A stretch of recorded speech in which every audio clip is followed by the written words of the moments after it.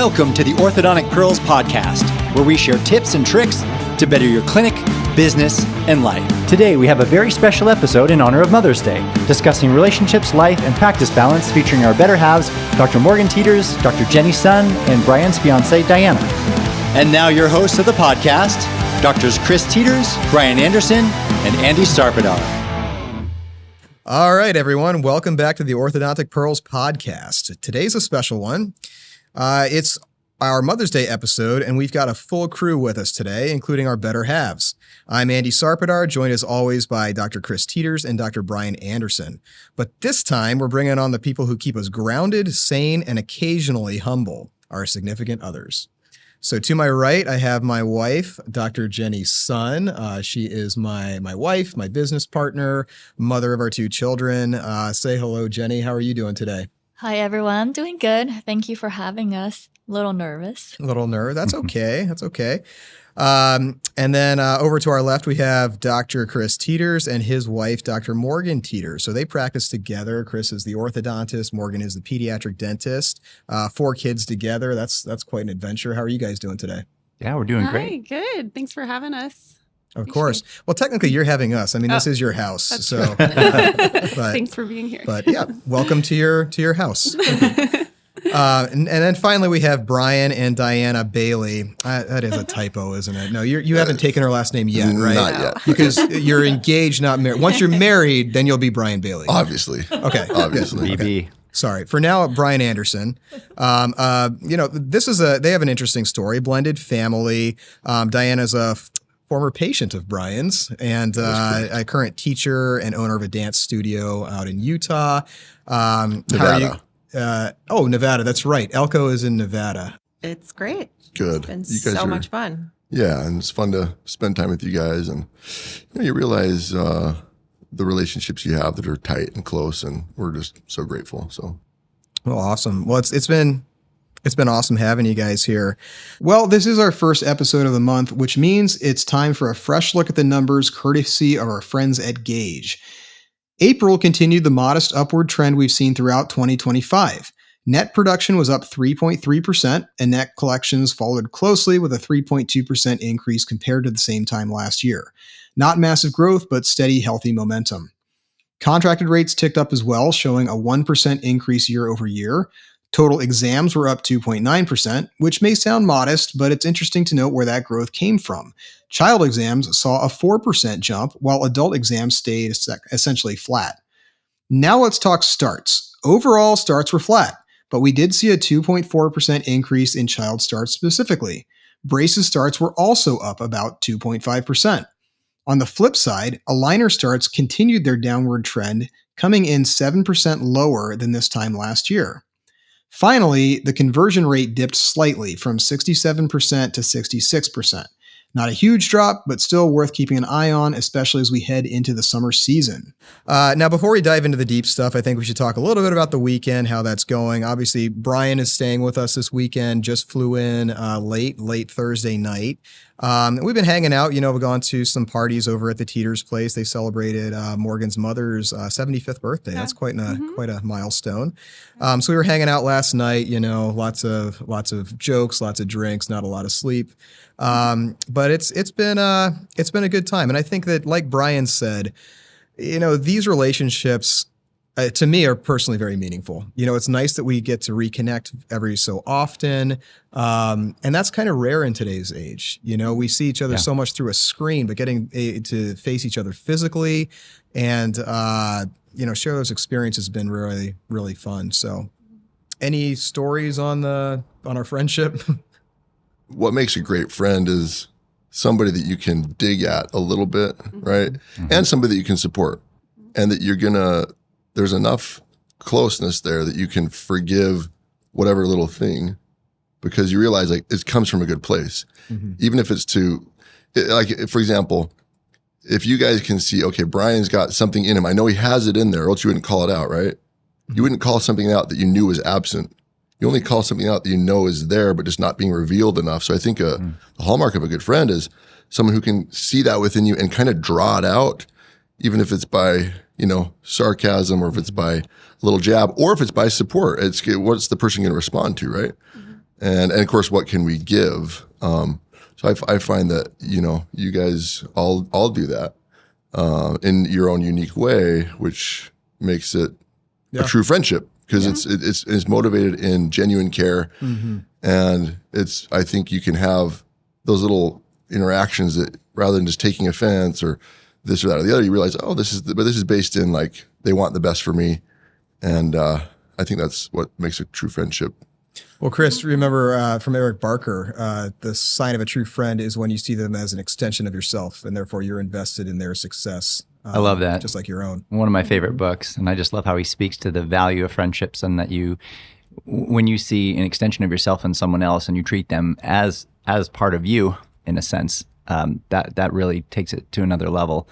And that takes time. I think relationships aren't something that requires that you go out of your way and you make it a priority. And I think in today's day and age, people tend to put the to-do list ahead of relationships. And before you know it, those relationships, just time goes on and you feel more and more distant. So it's nice that we intentionally get together at least annually on a guy's trip, and then get the wives together and do things like this. Yeah, I agree. When we went to New York together, all of us, that was really special. And when you guys do the guys ski trip, and when you guys came out here, Andy's love language is quality time. So I know this means a lot to him. It's awesome. Yeah. Okay, well, I want to dive right in and rewind the clock here. So every couple has that first moment, that awkward handshake, the cringy pickup line, or that moment that you just knew. So let's hear from each of you. How did you meet your significant other? And Brian, we're going to have to spend a little bit of time on the fact that you're marrying a former patient of yours. Is that a benefit you offered all your patients? Not all. No, not all. No, but we've got a really great story, and it's one that I'm excited to talk about and share, because I just really like the way that we got together, and it's been a wonderful blessing, really. Well, tell us a little bit about that, Diana. When did you tell us your first impressions of Brian, and then how this thing evolved? Sure. Yeah. So just to clarify, this story does need some clarifying. I was a patient about 10 years ago. Okay. So not recent. I'm not currently in braces. So I met Brian about 2014, I would say. He did braces for my children, did my braces. And so I've known him for a really long time. And I don't know if you want to tell the story right now of how we actually started dating, or if you want to share that. Yeah, I mean, it's on the topic. So, you all have those types of relationships that just come up organically. That she was a respected member of the community in Elko, and she owned a dance studio out there, and we would sometimes participate in a Sub for Santa. They actually sponsored our dance teams and things like that. So we knew each other. Yeah. Yeah, and just in a professional, casual way, and we were Facebook friends. And I always thought she was insightful. Things that she would write about. And we have some commonalities. We grew up LDS, Mormon, and we've both since I shouldn't say moved on. I still participate to an extent, but at any rate, we both had similar backgrounds, and things that she would post about or talk about I thought were always insightful and resonated to a certain degree. And so at any rate, her youngest son was finishing his braces about 18 months ago or so, and I wanted to do some icon treatment. So icon is a treatment if somebody has decalcifications on their teeth or white spot lesions. You can do resin infiltration, and it decreases the visibility of these white spots on the teeth. And I was sort of waiting for somebody who I felt comfortable with the family, and I felt like I had enough rapport with that I could try this out on somebody without sounding like it's experimental. And so her son, the youngest, is a boy. She got 3 girls and 1 boy, and I also have 3 girls and 1 boy in the same order. And he was finishing his orthodontic treatment, and so I messaged. Well, so he came in. I took the braces off, and then I said, "Hey, is one of your parents here?" And I think he said no or something. or they're going to pick me up or whatever. Oh, okay, well, I'll message your mom because I thought, okay, he's a good candidate for it. So I reached out, I messaged her, hey, Ethan's got his braces off and he has these little white spots that I think we can diminish. At least is purported to be useful and be beneficial. But I'm looking for somebody to use it on, and I won't charge you for it. And we sort of hit it off immediately. She was like, well, yeah, he could be your lab rat. I was like, oh, no. Lab rats are way too cute. This is more like, guinea pigs. This is more, whatever. Anyway, and so we just started chatting, and do you want to talk about your perspective on that? Or? Just very easy, very natural, great connection right from the start. Very comfortable. I've always felt very comfortable with our relationship. And so, it just took off from there, I would say. Yeah. It's interesting. We've had so many people say, oh my gosh, like I thought you guys would be good together. And, at one point, people had even said like, oh, they'd be so great in a relationship. And so when we were starting to talk, I said, hey, have you heard about this? People have said stuff about, us potentially, getting together. And she said, no, I haven't heard about it. So I said, oh, well, apparently people think we'd be a good thing. And I've had multiple people say, oh, yeah, I thought that you guys would be a great couple. Yeah. Yeah. So anyway, it's been a real blessing in our lives and feel lucky. And you just realize how interesting life is, and it takes twists and turns, and you have a general direction, kind of like this podcast. You have a general direction and you follow that, but then you also allow for things to go the way that they're going to go. And we just feel really, really fortunate that we found each other. Well, that's awesome, guys. You're love your story. Yes, great so couple happy for you everything both. that I've seen. Yeah, thank you. Yeah, thank you. We're really happy for you, and recently engaged as well. That's right. Yes. Yep. Congratulations. So congratulations on that. Thank you. Yeah. Well, Chris and Morgan, I want to talk to you guys a little bit as well. You're kind of the, I don't want to call you the senior couple, but you've been married the longest. And how many years have you been married now? 15 now. Yeah, Wow. April 24th is our 15th anniversary. How about that? How long have you known Congratulations. each other? Since 2006. Yeah. So we met actually in the DAT prep class, the Kaplan prep class. So, we just, I think we were walking to the car like after the class, and you're like, oh, I'll walk you to your car. Like, want to make sure, because it was late at night. And so we realized we had the same car. We had like the same Civic. Oh my gosh. And then we were like chatting, and we realized we lived in the same part of Las Vegas, and just, it was funny. And then, we just were friends. We got into UNLV the same year. And then we were best friends. We just kind of hung out, and we're in the same circle of friends. And then started dating the end of our second year. Yeah. In dental school. Okay. Yeah. So, That's cool, Chris. How was it for you? Oh, it was great. I mean, I was always attracted to Morgan the moment I met her, and she was just amazing. We were with different people at the time when we started dental school, and we happened to break up with who we were with around the same time. Because of each other? No, it was independent, but the fact that we were there together, and I always had kind of a secret crush on her, but couldn't act on it. But when she was available, we started talking more, and it just developed from there. That's awesome. yeah. All right, well, let's move on to us, Jenny. How do you two lovebirds meet?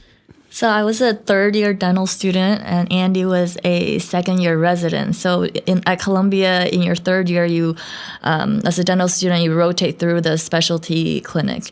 And it was like January. It was finally my turn to go through the ortho clinic. And I saw him. He was very talkative, Andy. He had a cute butt. And and when I talked to him, and he gave me his business card with his email on it. He said, if you have any questions, email me. And that was his way to give me his number. Didn't work though. I never emailed him. I was really expecting an email, but no, never came through. And then we ran into each other at the gym back when I used to work out, and ran into each other at Catherine's birthday party. Yeah, Catherine was a mutual friend, another co-resident. Yeah. And a co-resident. Mm-hmm. And then we had our first date. It was in Times Square. shared our first kiss on the red steps, and that's where he proposed later on too. And so romantic. It was. I felt like when I kissed him, like at all the buildings, all the people just disappeared. And you're the only ones there. Awesome. Yeah, we were the only ones there. Yeah.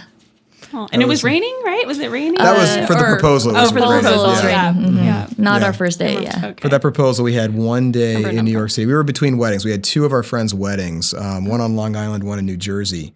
And like in between the two weddings, we had a few hours in the city. So I had to like make it work during that window. And it just happened to be raining the whole time. So, you know, we made it work. We had an umbrella. We made it work. I had this whole like presentation put together. And, you know, I found a way to make it work. So what year was this? I'm sorry. What's the timeline? 2012. Okay, 2012. 2012. That's when we got engaged. I also forgot to mention for our first date, he asked me out by, hey, you want to go running? And I said no. Like, yeah, no. And so he thought I turned him down. So I didn't hear from him for days. And then I guess after a week, he worked up enough courage to text me again. He's like, okay, no running. How about a cup of coffee? I was like, okay, yeah, let's go. Yeah, no, I do remember that. I was like, oh, all right. I guess I'll just go F myself. You showed some resolve. I was like, I don't want to be sweating and like that's not a good out of breath. Totally not. Not my best look. I don't know if that was. We've talked about this, Andy. You and I have talked about this because Andy has told me your story, and I was like, in light of understanding personality differences, it makes sense. Like knowing Jenny, like she's just matter of fact. She's gonna say it like it is. It doesn't mean she doesn't like you. It just means that she didn't want to go running. Exactly. But you interpret it as, oh my gosh, she must not like me. And it's just like, okay, that's why you can't allow your mind to read too much into things without understanding the context and the personality. The person delivering it is a huge part of the context. So it's just a reminder that you got to be mindful to not let your own filter of bias make it so that you're not understanding reality, you know? No, you're absolutely right about that. But I mean, to me, I was like, well, I see her running at the gym all the time. It's obviously like something that we both do. She didn't want to do it. So I was like, yeah, exactly. I'm like, it's just something we got to do anyway. It's a casual way of getting to know each other, you know? I actually remember, so that was the first time you saw me. I saw you my first year at Columbia. I remember that. And you must have been a first year maybe? Second year, yeah.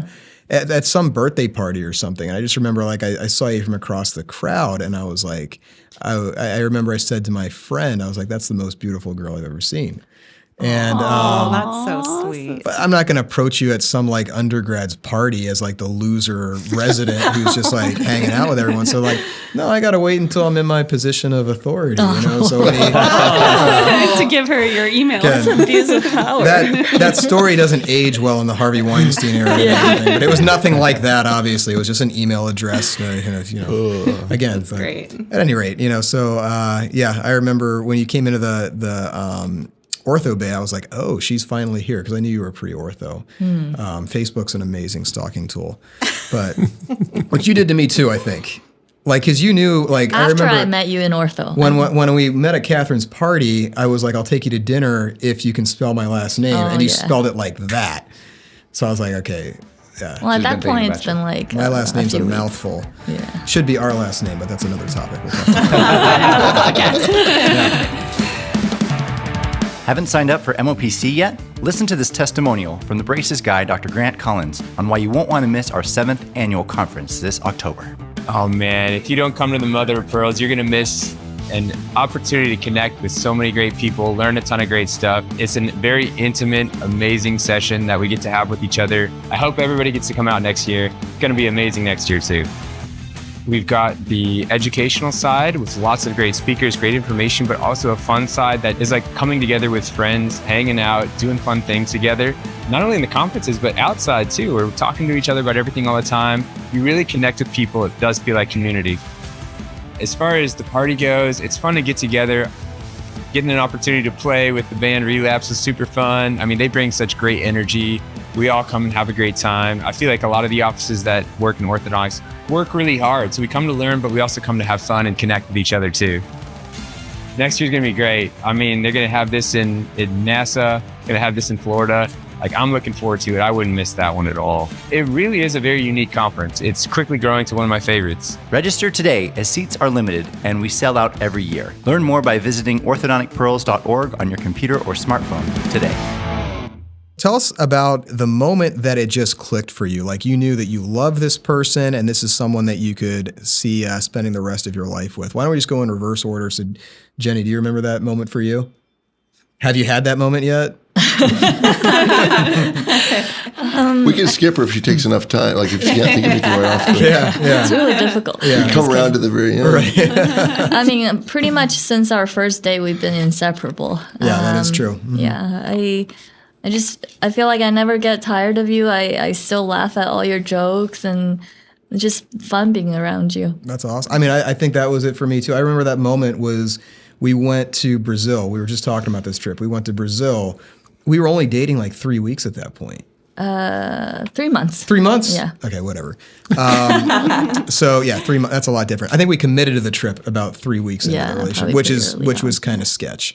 But like an international trip, we were together nonstop for 2 weeks, like no one else, and we couldn't even speak the language. It was just full immersion.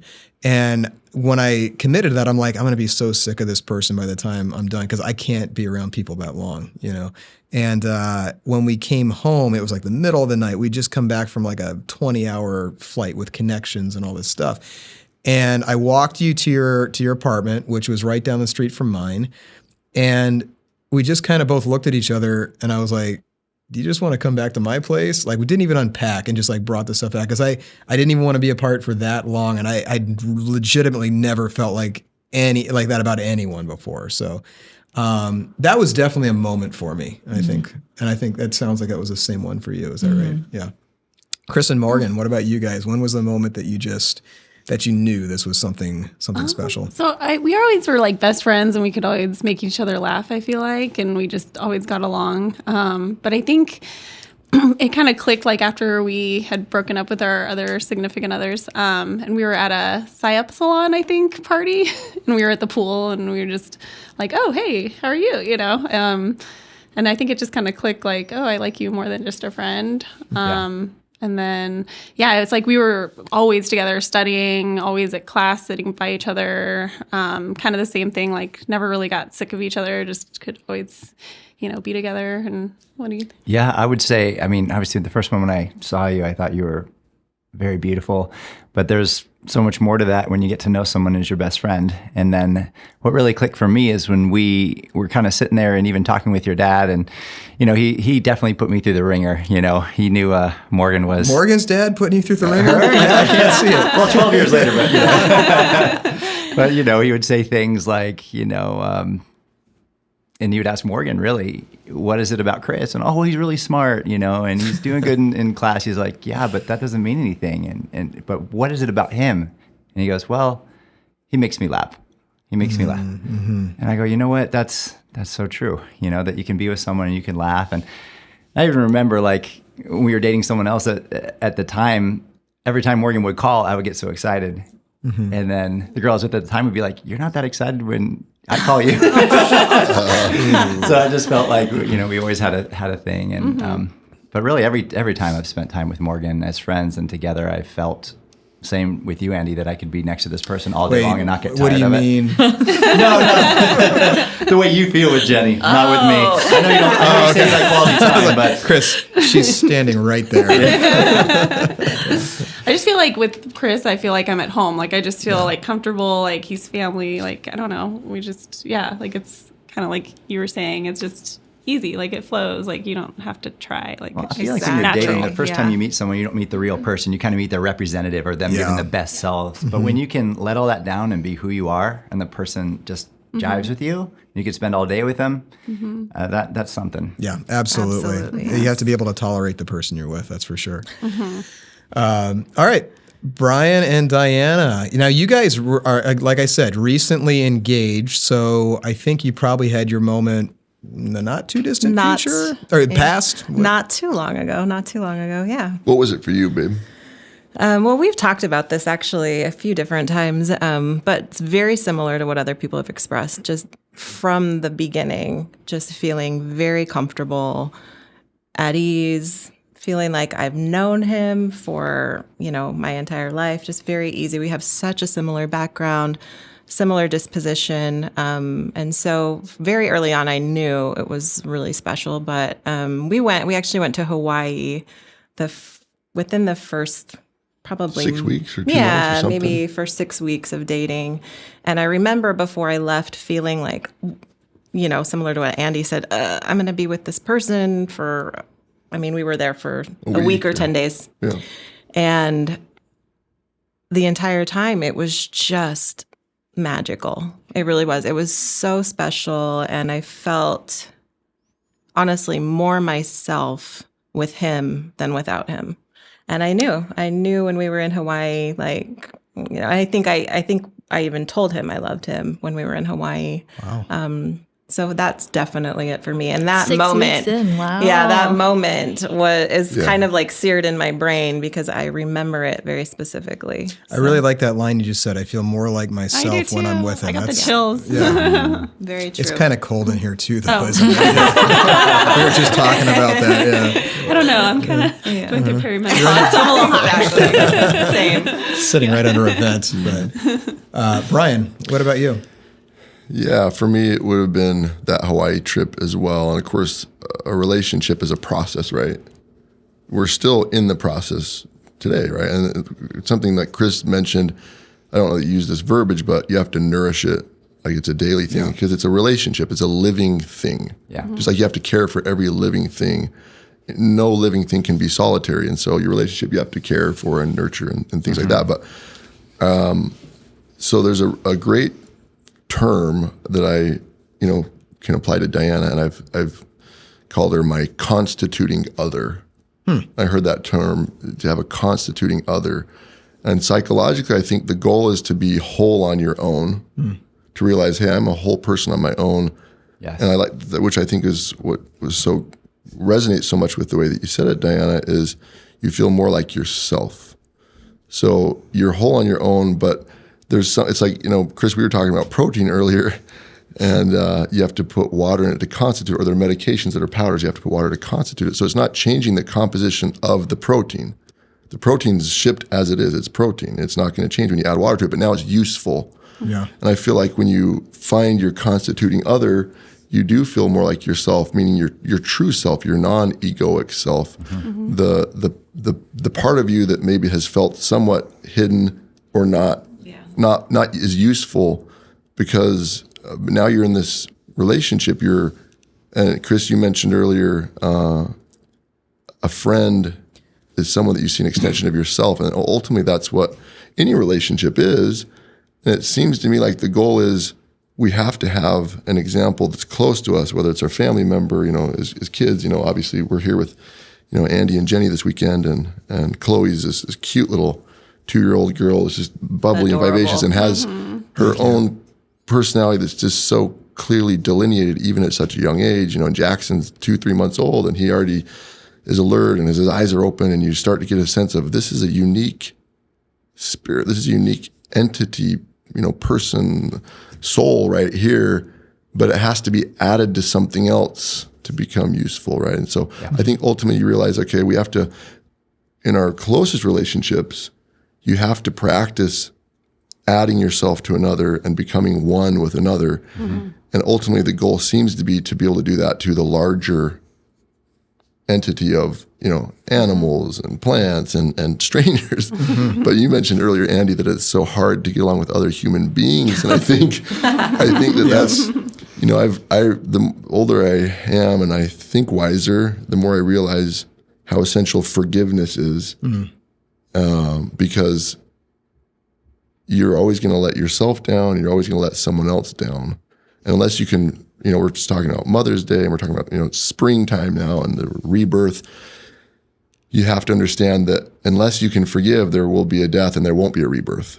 So in a relationship, there are always going to be miniature deaths. There's going to be little quarrels or disagreements or hurt feelings or whatever, these things that come up, and you realize like, okay, well, that's to have this relationship, be born again, I have to forgive this other person, even if it's a small thing, because you carry resentments. Well, it's still stuck in this death cycle in a way. You're resenting this person. Ultimately, if you're resenting somebody, probably just resenting a part of yourself. Yeah. But that's what relationship's so wonderful. And I felt, very similarly about Diane. I just felt like, gosh, I feel like I'm at home. I feel I can just be myself. And when you have that freedom to be yourself and be fully accepted and seen for your good parts, again, because you're drawn, I think that we fall in love with in sort of a self-centered way initially, in the initial phases of love, I think we fall in love with the way that person sees us. We think, God, I love being this person. Or the way they make you feel. Exactly. That's what I'm saying is that's an extension of that, right? They make you feel, they see the good parts in me. So I'm going to be those good parts. But they see that in me. And this isn't conscious, right? This is a subconscious thing, I think, generally. But you can be your best self. And of course, the more you get to know somebody, the more you realize, okay, well, their insecurities as a person. But for me to be able to love the whole and not just the part that, quote unquote, I like, but the whole of the person. You have to learn to love that part of yourself first. You have to learn to forgive that part of yourself first, or else how can you give it to someone else if you can't give it to yourself? So you have to love your own whole before you give it to someone else. Then you have to love their whole. Exactly. And if you can't, oh my God. What did I say? What? I don't know. I don't know. What? Did I say something funny? A big time yes. All right, guys. Well, let's talk shop a little bit. So some of us actually work with our spouses, which is either brave or slightly insane. I want to hear how that goes for each of you. How do you split responsibilities? How do you not kill each other? Why don't we start with you, Chris and Morgan? Because you have a pretty nice setup, pedo practice, which is independent from the orthodontic practice, and but you do work together like very intimately. I think you run the practices together. So tell us a little bit about how that works, and how do you like work together all day in that relationship, and then come home and work with kids and family and all that stuff too. So what are your tricks? Yeah, for us, I feel we're not right next to each other all the time, but we get to see each other daily. We get to walk over, talk about a patient, or walk over and give each other a kiss or hug and that kind of a thing.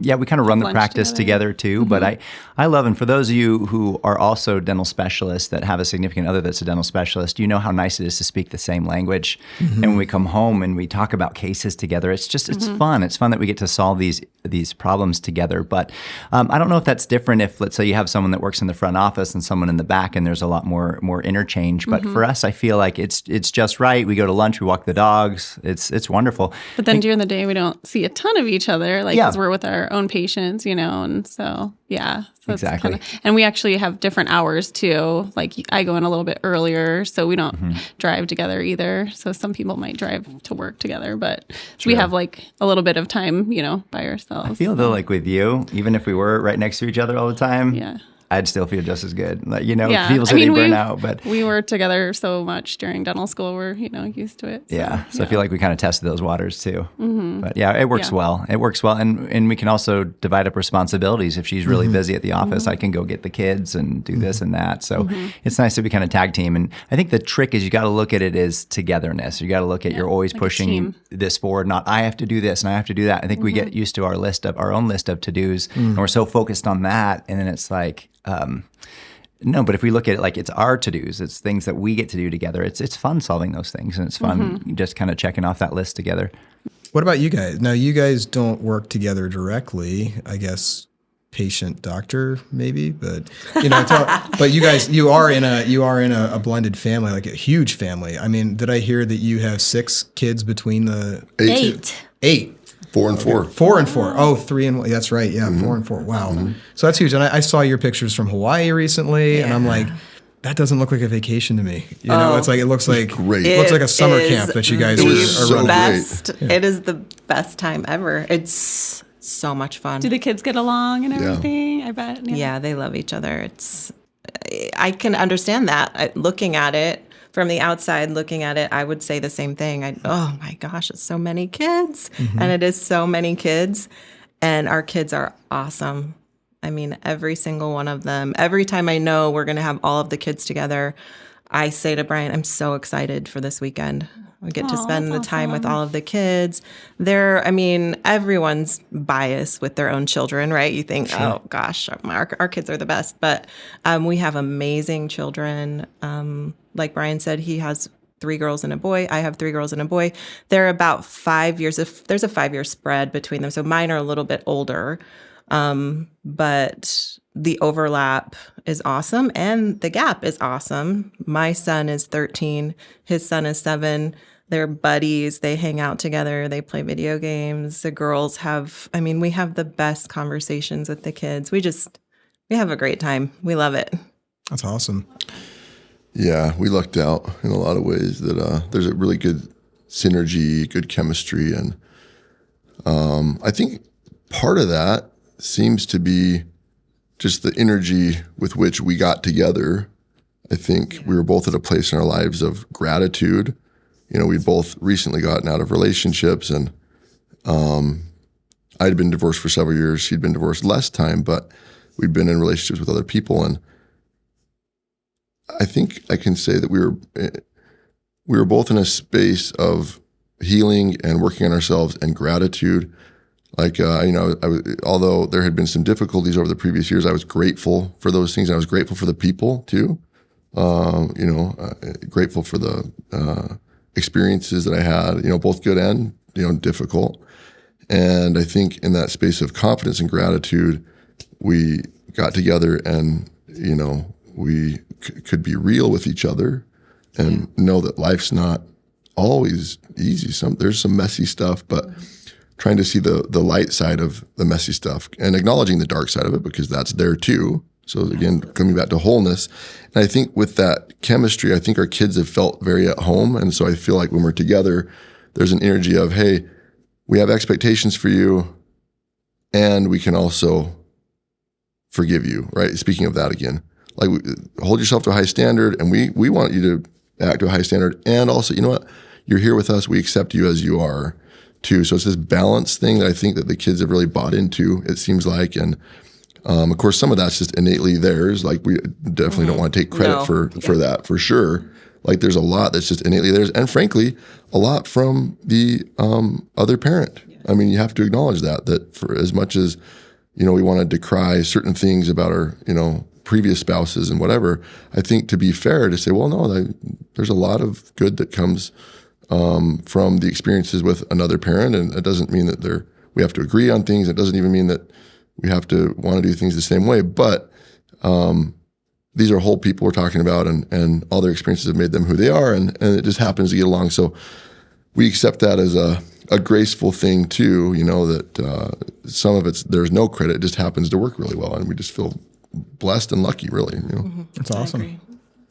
Well, then, Jenny, let's talk about our situation a little bit. So we have 2 practices between us. We're both orthodontists, which is interesting. Unfortunate, right? Yeah. Well, I tried to get you to go into pedo, but begged. I was begged is what I did. Too late. Too late. She told me I can go into pedo if I want to. I did.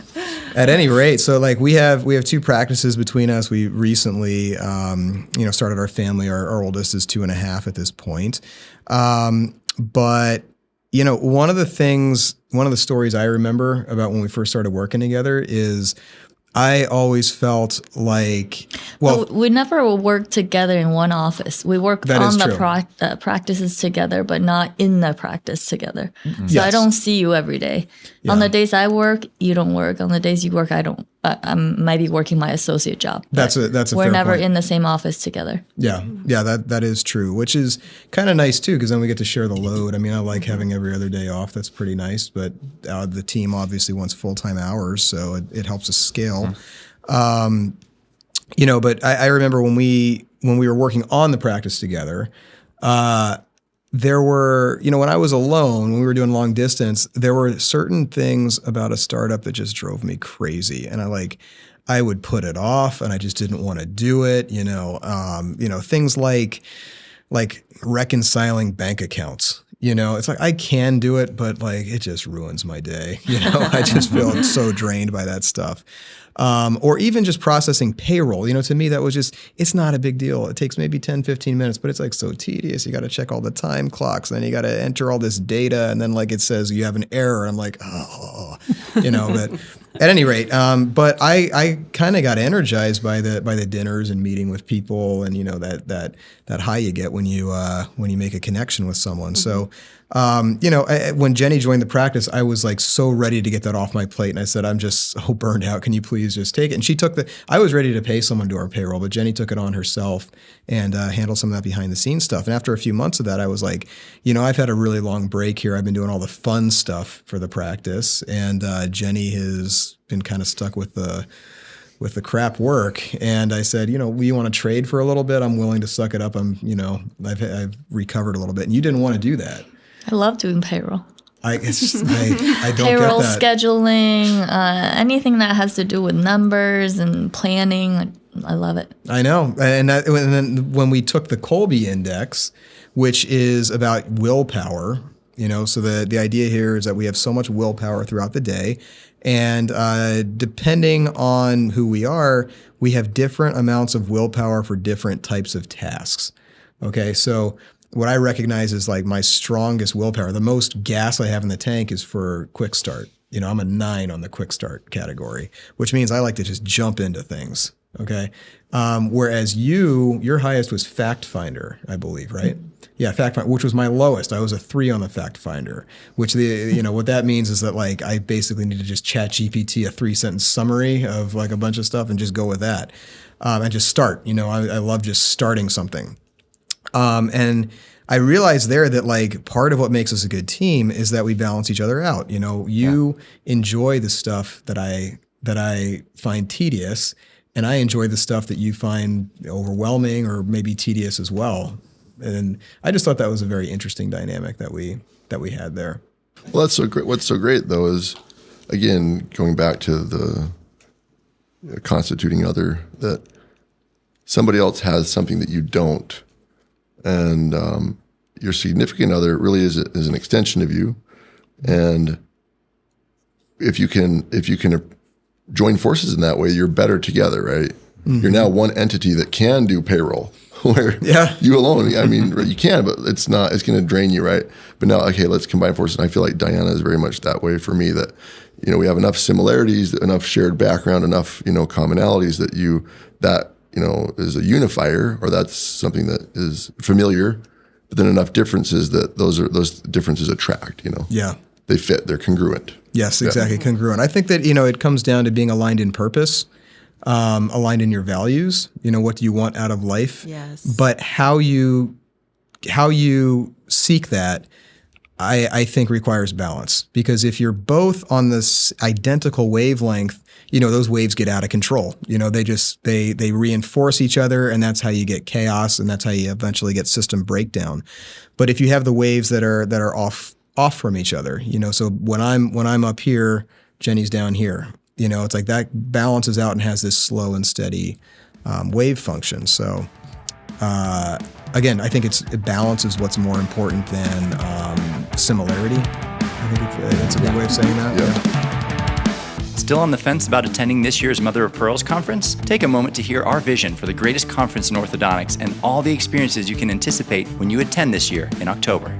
We have a huge focus on community, social CE, and that's where the real learning happens. It's not just from the great lectures, which is wonderful, but when you talk one-on-one about what's happening in their practice and what's really taking their practice to the next level, where you can really be intimate with one another and talk about the things that can really grow their practice and also help their lives. So we give away a lot of life pearls and things that have helped us become better at everything that we do. We always want to have an incredible experience for our attendees, we want to have an incredible experience for our doctors, and we want to make sure that not only are they taking home actionable pearls to improve their practice, but that they have the best time of their lives and truly connect with one another. Staff love coming to our conference. They're always front row. They're the ones having a blast at every relapse concert. And they always tell their doctors, we want to go back so bad. And I always tell them, the best thing that you can do to make sure your doctor brings you back next year is to take those pearls that you learn, bring it into their practice, and help grow their practice. Because then they'll want to send you back. And they're going to have the best time of their lives. Every party that this team has come to has absolutely loved it. And they can't wait to come back year after year. The next year, we're going to the Kennedy Space Center, which is going to be incredible. We rented out the entire Apollo 5 exhibit. So we're going to party under a rocket. We're going to have live music from Relapse. We're going to have incredible food and drink and these massive screens for our presenters. It's going to be out of this world. And we can't wait for our best 7th anniversary conference yet. Be sure to log on to orthodonticpearls.org today to register for one of our last remaining seats at the Mother of Pearls Conference this October 10th through 11th at the Kennedy Space Center. Register at orthodonticpearls.org today. I do want to move on to something a little fun and maybe slightly dangerous, okay? So we're going to go around, and I want each of the women here to share one embarrassing story about their husband that he would never, ever tell willingly. Okay. And our rule here is no rebuttals. So guys, you can't say anything, just pain, humility, and hopefully a little bit of laughter. So, I'm going to open this up. Who feels brave and wants to go first? Any volunteers? Morgan? I'm still trying to You figure can't out what to volunteer. say. I volunteer Morgan for trivia. Volunteer. You volunteer me. I mean, I have an embarrassing story, but it's kind of more on me, but I don't know. Diana, do you have something that you're thinking of? I have something I'm thinking of. We'll come back it's to you, Mo. It's not necessarily. I don't think Brian's embarrassed by it at all. But it is something kind of just humorous and funny. Something that is unique to Brian, which I just find so funny, actually, and entertaining is anytime we're outside, and it could be in the backyard, it could be when we're in Hawaii, it could be even when we were in Europe this summer, I'll turn around and he's not with me, and automatically I know he's off somewhere peeing because Not in a bathroom. I don't know how many men are like this, but he has told me he loves to pee outside. And true. so when we were actually, what? yes, Love when it. we were In Europe? yes.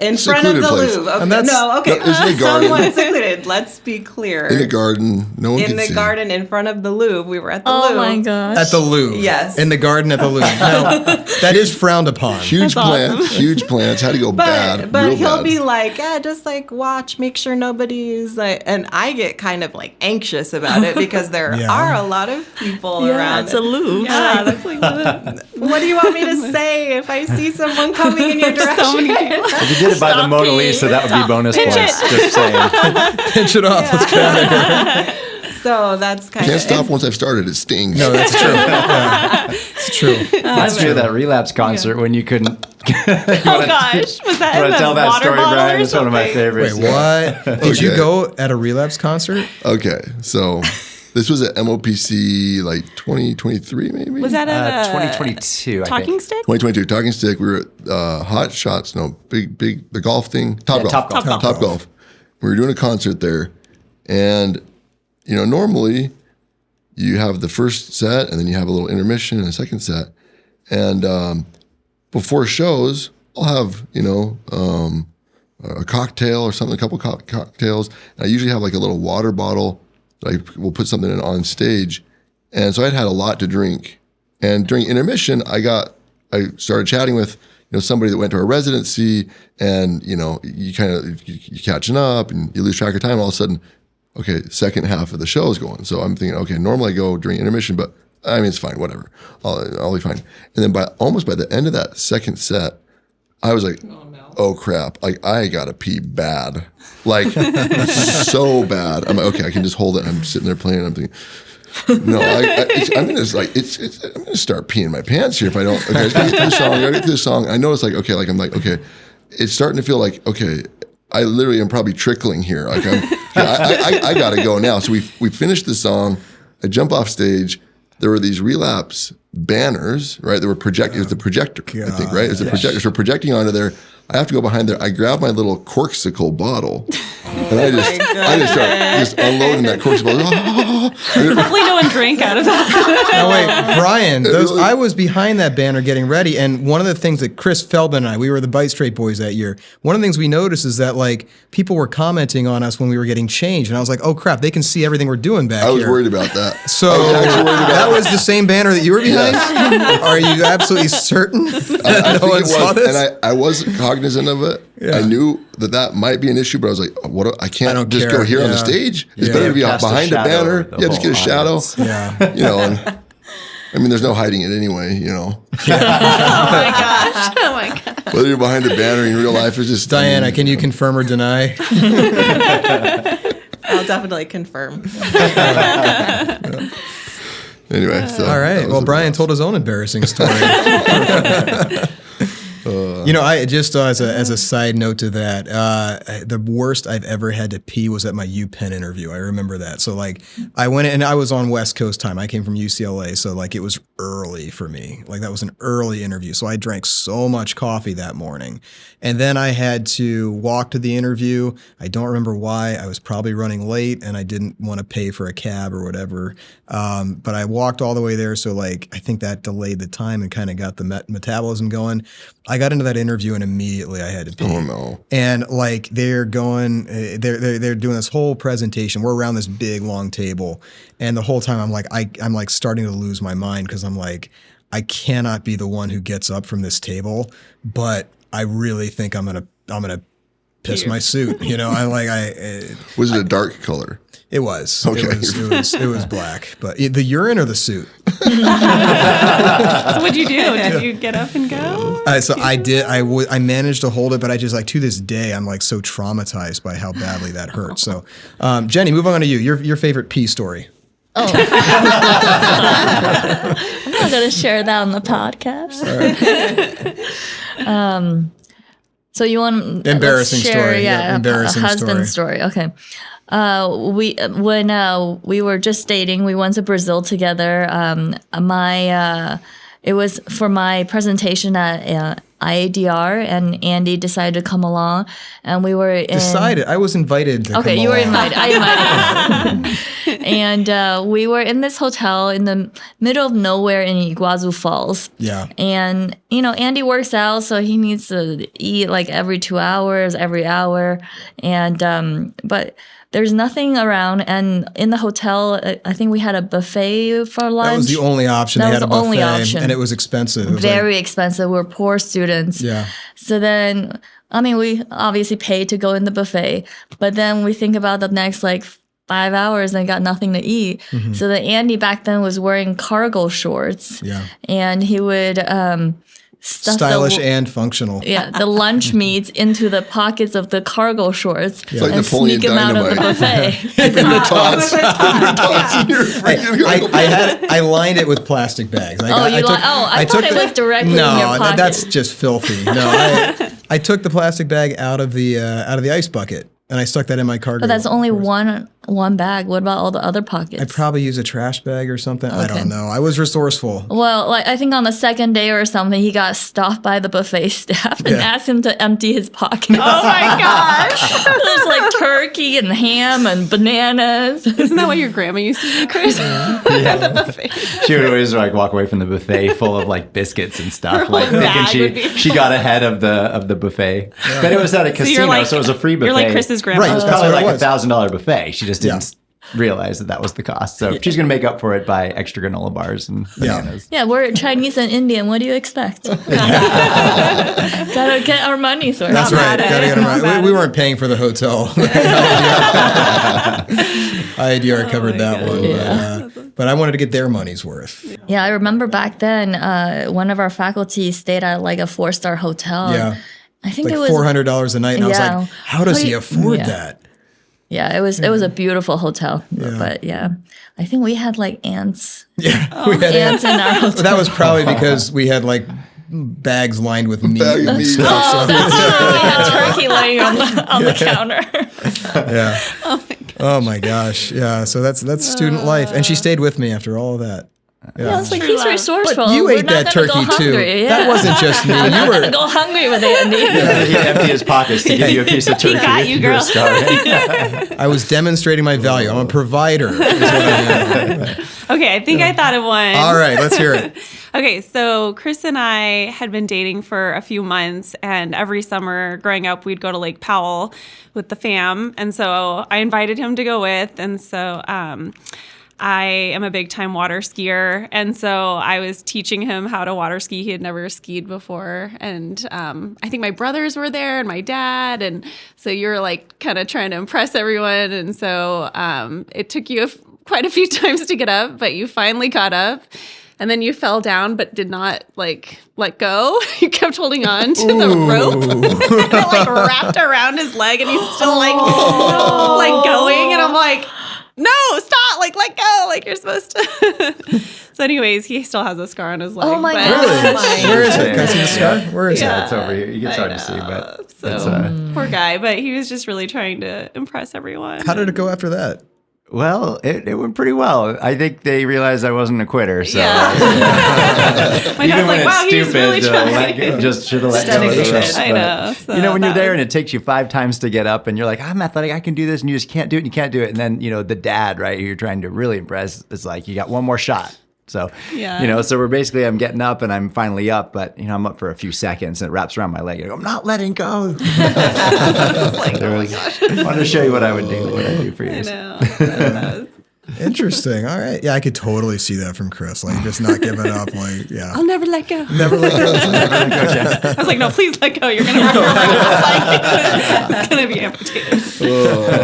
Oh my gosh. Lake Powell is a great place, by the way. I love To Lake those of Powell. you guys that have never been there, it's Arizona, and is it in Utah too? Yeah. It's like right on the border there. It's such a beautiful, like red rocks Yeah. surrounding We should the do whole like lake. awesome. a Yeah. trip. Like It's amazing. family Totally trip. should. Yeah, Like rent houseboat. houseboat. Yeah. Yeah. It's amazing. If anybody on the East Coast wants to do like a Red Rock, Mm-hmm. very scenic sort of southwestern kind of vacation where you also get a water ski and Yeah. Yeah. or jet skis or whatever. I mean, it's just beautiful. It's a really cool, Antelope Canyon. very cool vibe. Yeah, very cool vibe. Yeah. Just let go of the rope when you.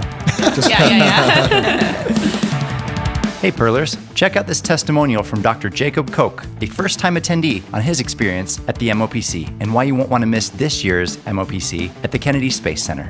You're going to miss interacting with some amazing orthodontists, amazing team members, and amazing great vendors. You're going to miss experiencing just conversations outside of the lectures are really enlightening. I just had a great time. I actually have gone to a lot of vendor meetings that were put on with the product, and it was too much like showcasing perfect, pretty cases and not showing the real world.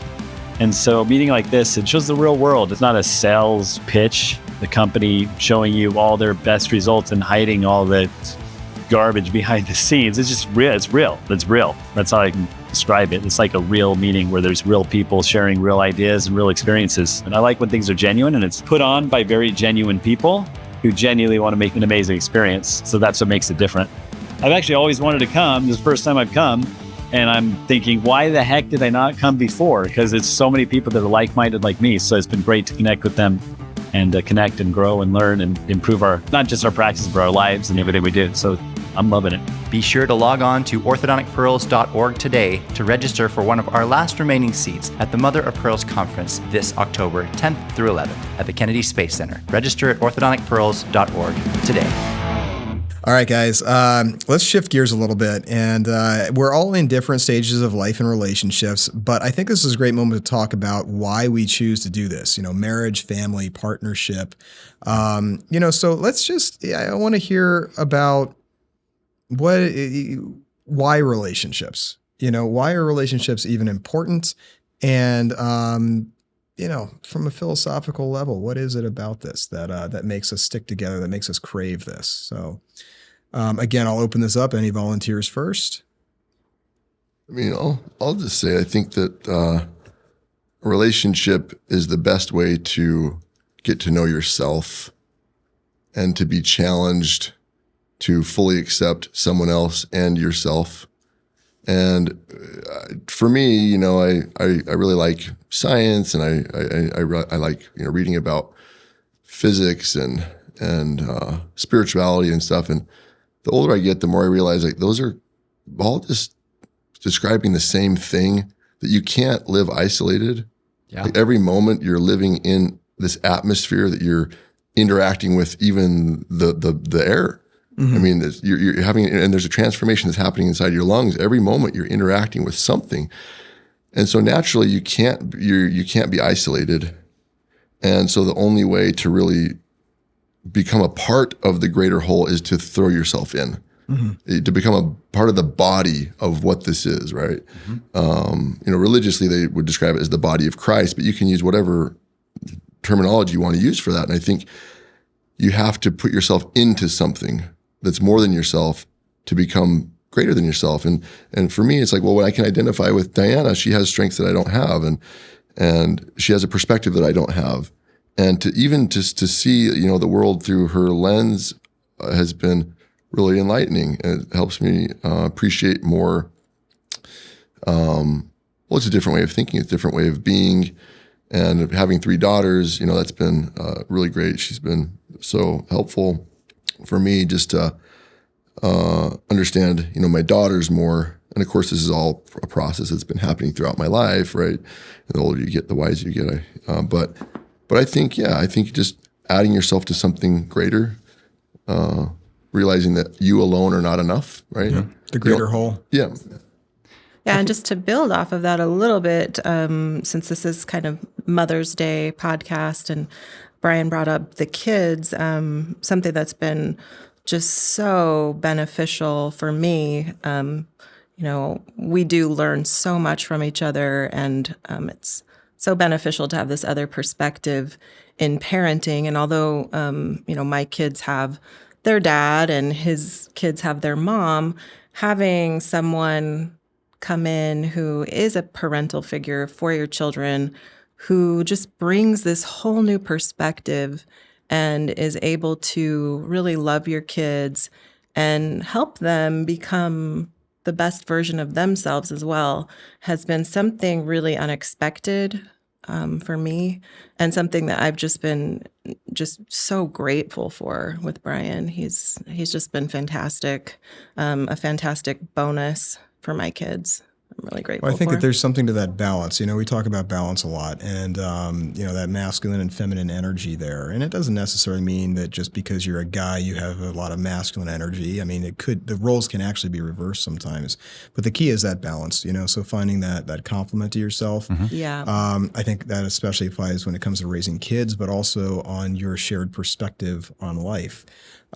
So when you're on your own, you're sort of limited in your perspective. But if you can find someone who, I'll say for me personally, who brings that more feminine outlook on things, it does balance you out. Like, I mean, there's times where I'll, for example, get like aggressive or angry about something, and then like you're always a calming source in my life. Yeah, for I that, think you're fire and water. Yeah. Earlier you were talking about the wavelength. Your wavelengths are a little bit higher and lower, and my wavelengths is more like a little ripple. Yeah. So we try to, but I think because you have like higher emotions, a bigger intensity, I feel like it also adds a lot of fun to life, though. Yeah. Like if it was just too calm, then Yeah. What did the guy in Sedona said? I'm a hermit or something. Well, he did my card, my reading. So I think this was the aura reading that we did in Sedona, right? Yeah. Yeah. You bring me out of my shell. So that's add excitement and flavor to my life. Yeah. I mean, that's MBTI and Enneagram, especially the right as well. You're a type 9, I'm a type 8. And if you look at the dynamic between an 8 and a 9, the 9 is the peacemaker. So they're about harmony. They are often self-sacrificial or even self-repressive in order to just keep everything calm and peaceful. That's your goal. Whereas the 8, that's the challenger, and that's more of a direct in your face kind of like make it happen sort of personality. A little more prone to anger and aggression as well. So in that vein, like what you bring to me is that sense of calm. It's like that you sort of put the fire out sometimes, or at least bring it down. I remember that line I told you from Troy. Again, that's a great movie. Chris, I know, is a huge fan of that movie. That line in Troy, Achilles is talking to, what is the name of it was Hector's cousin. Is it Agamemnon? Or? No. The girl. Oh, the girl. Like she's a princess, and then like she gets kidnapped by him, sort of, and like they have a relationship. Oh gosh, I can't remember her name. Troy? No, not Helena Troy. No, this is like the main Achilles. one. Achilles. She's in his tent. remember. At any rate, like she starts off as kind of his slave, and then they have this relationship. And he tells her when he falls in love with her, "You bring me peace in a lifetime of war." And I just remember that was one of the first lines I said to you, because that's exactly how I felt. Is like all of this like undirected energy or unfocused energy that I had. It sort of congealed, and I felt peaceful for the first time that I could really remember. So I think that's interesting, that balance. And I think you pushed me in ways like with the second office. I really don't think I would have done a startup if it wasn't for you kind of helping me and, being my support. Yeah, I kind of think we wouldn't have the practices if it wasn't for me, but we wouldn't still have the practices. Keeping them afloat. Perfect. I love that. Yeah. I think it's a relationship, a healthy, good relationship makes you more expansive. Because now you've added something that you didn't have, that you can expand your worldview, you can expand your capabilities together, you can expand your, your influence. And that's ultimately why it feels like, okay, I'm better together than I am solo.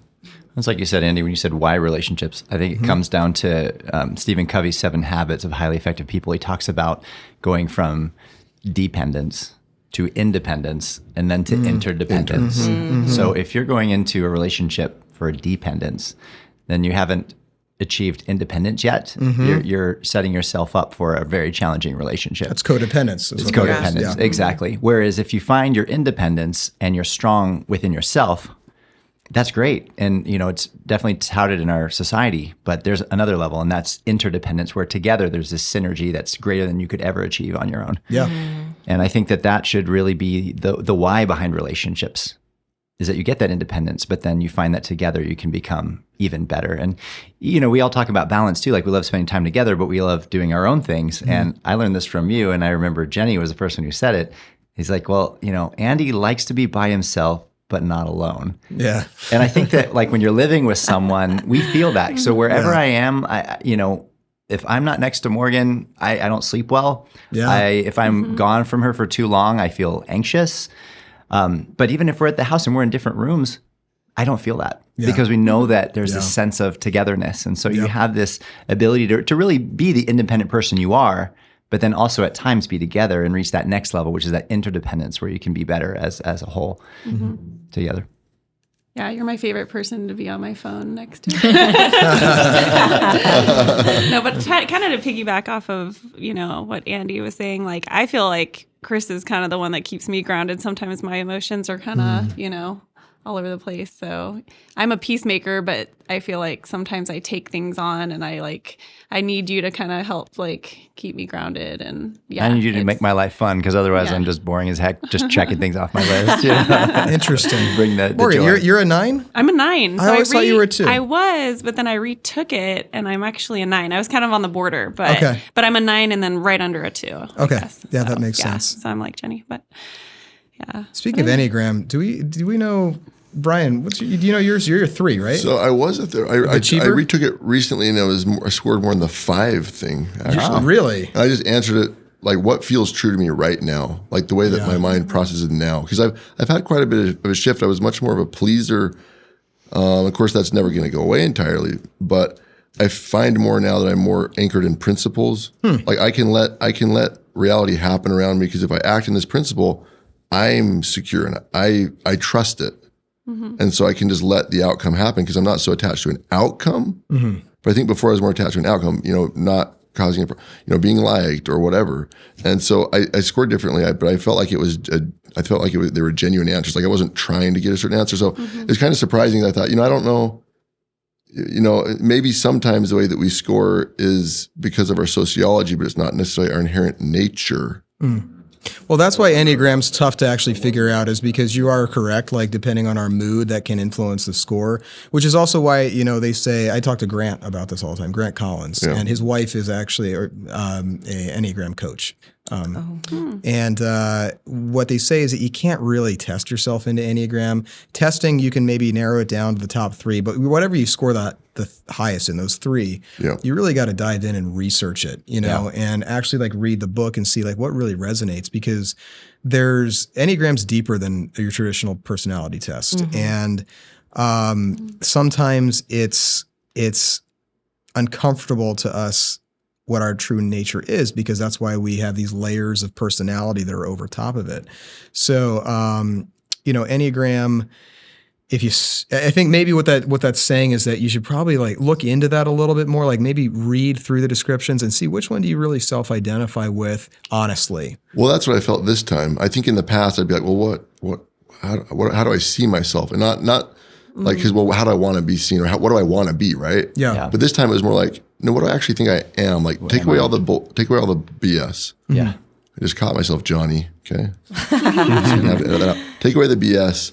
And what do I identify with? Like, when I feel calm, settled, grounded, how would I answer this question? And that's what came out. So I was reading through it, and I felt like a lot of the 5 description fit Brian, but then some of it I was like, the biggest one for me, 5 is the investigator, so that's like you're all in your head and you think a lot, you think your way through things, but you're also very secluded. 5 is one of the most introverted where I don't think types, that fits him at all. I don't see that. No, but I am thinking about something all the time, trying to understand something. It comes from my dad. We were on vacation. He'd always be like, "And what do you think they're doing here?" And he'd come up with something. He thought, "Whoa, he just reasoned this," and that actually seems like could be an actual thing. But he just reasoned through it. He was curious, number 1.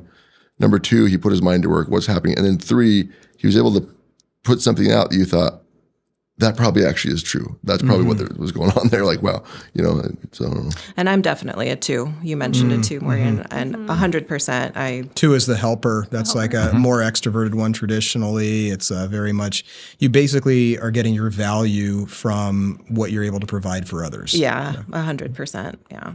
Yeah, that's fascinating. Got a little bit sidetracked there, but it's a really good discussion. So it's like a squirrel for Andy. It's like you mentioned personalities. Like, squirrel. We're all like that. We're all like that. We all with different squirrel, things. With different things for sure.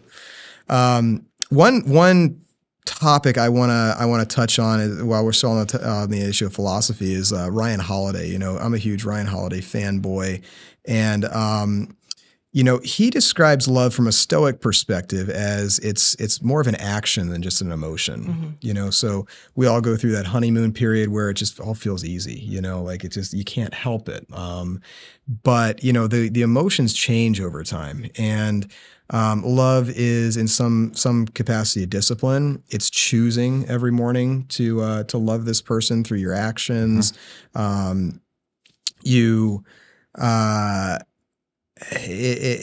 It can be a responsibility, I think, at some point. That's the way that he describes that. He says that love is not a fuzzy emotion. It's a kind of work. It's the loyalty you demonstrate. It's the patience you practice, and it's the forgiveness that you extend. So we have kind of 3 different couples here at different ends of the spectrum in terms of length of relationship. We've got the senior couple over here. I'm going to keep calling you that, by the way. Dang it. The novices, the novices with and then 36 the happy, years of the happy marriage. medium, like the just How many right. years have we been married? Oh 2017. gosh, you're putting me on the spot. 8? 8 It's years. a lot of yeah. math. Yeah, 8 years. 8 years. Yeah, that's You're good. getting up there too. Yeah. But what do you guys think about that? Like from the newest couple, have you reached that point yet? Do you still feel like you're in the honeymoon stage? Well, yeah. To a certain extent, sure, because there isn't the same level of familiarity that someone who's been married, 15, 20, 30 years would have. But on another level, I think because of the stage of life that we're in, we understand ourselves very well. We also have a very deep understanding of relationships. I was married for 20 years. Brian was married for 16 years. So we understand the dynamic that exists in a relationship very well, in a marriage. So I think that we're going into this with eyes wide open. with a really healthy perspective. And we've been through, just even though we haven't been together very long, we've definitely experienced some really challenging things that naturally come with dating at our age and our stage of life. So it's interesting because yes, you guys have the experience of being married, and you've gone through like an entire life cycle of a relationship, and now you have each other starting that afresh with all these lessons that you've picked up. Yeah, a couple, and of course, I would say at this stage in our lives, we can accept reality that we know these patterns. Yeah. Like we know the biochemistry of the honeymoon phase, right? And you know that it's going to come down because you just know that we are biochemical beings. Yeah. And you know that we're all human beings. I mentioned in our first podcast at MOPC this last year, there's something comforting in knowing that you're just a normal person. Like we all are very similar. We want to separate ourselves and categorize ourselves, or we're different because of whatever superficial thing, race, religion, blah, blah, blah, blah, blah. But then we could go into personalities where we're different that way. The reality is there's so much overlap still, that these things are pretty universal. So when you accept them as universal, you're not as surprised by it. And I think we both know like, okay, well, yeah, of course there's going to be a honeymoon phase, but the challenge, the work of it is to maintain that honeymoon phase to a degree while also accepting the tapering down that, okay, well, yeah, it is going to become more of a familiar love. There are different stages of love. And that stage, the familiar stage, is actually such a fantastic stage. I mean, I'm listening to, everyone talking about their love here, and it's so inspiring to me. I really just admire both couples that we're here with today. I think it's in the beginning, wonderful. It's all about that spark and the magic dates and all that. But when that goes away and you can just live your life comfortably, that is amazing. While still investing, though. While still investing. That's the key. Yes, you can't be complacent. Talking about balance. I learned, in relationship failures, and they're always partly the responsibility of both parties, right? You can't project it onto then you can't accept responsibility for your own failures, and therefore you will project them again. So I think you have to say, well, the relationship failures did involve me, and what were my parts? Well, my parts were this, 100%. Okay, and so how do I not repeat that? Well, okay, and ask for some grace. Hey, this is I'm not great at this, or just again, just accepting reality that like you can't get too shameful about your weaknesses because the other person has just different weaknesses. And when you start prioritizing and one's better than the other, then resentment starts to creep in. Yeah. And forgiveness is hard. Exactly. So I think you just say, hey, relationships are going to follow a general course, and don't expect that. Know what that is, and don't expect perfection, because when you reject somebody because they're not perfect, ultimately it's a reflection that you can't accept yourself. And so for me, it's like, okay, how well I'm loving Diana is an indication to me of how present I am with myself. And if I'm, annoyed or whatever, rather than believing that, and I'm very, very seldom annoyed. She's so easy to be around. Really, she really is so easy to be around. She is amazing. She is amazing. But Ryan, how often are you annoyed? Surprisingly not as much as you think. I think a lot. No, he's amazing. He's so much fun too. Everyone mentioned like, he made me laugh, and Brian makes me laugh every day. He's so funny and so great. I'm just great. I just think it's awesome that you aren't annoyed by me. And she thinks you're funny. That's a keeper. I know, it's great. It's fantastic. It's fantastic. But I think just knowing that what you're investing is a direct reflection of your capability to invest in yourself. And so if I'm annoyed, like I have to take responsibility. There's something going on inside of me that I'm bothered about right now. And who you're with is, if you're angry at them and they're doing nothing, like they could be chewing the wrong way, right? They could be doing this. It's really something going on in you. And rather than projecting that outward and now making someone a scapegoat, they have to bear the burden of my surliness. No, I'll sit with my surliness. I'll figure out, why am I feeling this way? Well, I didn't get enough sleep. I had some drinks last night, whatever. And okay, now I got to take responsibility for that. And part of my obligation in this relationship is me taking responsibility for what's going on inside of me and not projecting outward and punishing you. And you're somehow having to carry it. That's not fair. Yeah. Of course, we're naturally going to do that when we don't even know about it, which is we have to forgive. But the more aware you can be of, I got to take accountability for my own emotions here. Yeah. It's not fair. That's back to Stoic principles, is that you have the environment and then you have your response to it. So it's not the environment that caused you to feel angry or caused you to feel upset or sad. That's something internal to you. It brought it out. You can choose what that means to you. You can choose to define what is happening. Now, of course, that's easier said than done. Always. But yeah, I know. I mean, but it's an exercise, like when you're caught in those spiraling emotions, just to think, this is internal to me. I mean, if I was in a great mood when this happened, I probably would have just brushed it off. But because I'm tired and frustrated and already have a million things on my plate, I'm reacting to this in this way, and then observe that reaction. Don't grip onto it, because when we have that emotion going through us, there's a tendency to want to ride that wave, almost like to surf it. And I know that in my own mind, Jenny witnesses this all the time. When I start to spiral mentally, I'll have a rough day, and then I start catastrophizing, and recognizing that's a cycle in my head that I need to interrupt, or at least just observe it and let it pass, without latching on, without trying to justify it, without trying to defend why I feel that way. The more that we defend it, the more that it becomes who we are. But just let it pass and then evaluate the situation objectively. What you resist persists. What you renounce, you're now attached to. Rather than just letting it come or go. And on that note, I think that it helps to actually identify. I think you gain some trust and some credibility by announcing it to your partner. Hey, just I kind of am just in a bad mood today. Or your kids. I do the same thing with my kids. Hey, you know what, guys? It's nothing you're doing, because kids will take whatever blame you put on their plate. They don't know how not to, and it's not fair. It's not fair to them. And so I've found that as I've been able to do that more often, I've gained a rapport with my kids, and I think the same applies in a relationship.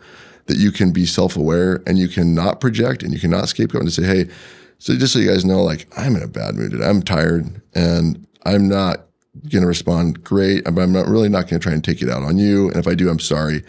Earlier today I snapped, and that wasn't the other day. We were in a hurry. We're going out the door. I wasn't working. I had my kids, and my youngest daughter, Kylie, she's 12, and she can sometimes be kind of slow and sort of forgetful, ADHD, I think, and undiagnosed, but the signs are there, and she's the last one out the door, and then it's well, Kylie, do you have your lunch that I packed you? No. Okay. Well, did you look in the fridge? I looked. I didn't see it. It's right there. So I go in, and I'm running. I kind of just pass it to her, kind of, and I just pass it to her, and I thought okay, that wasn't fair.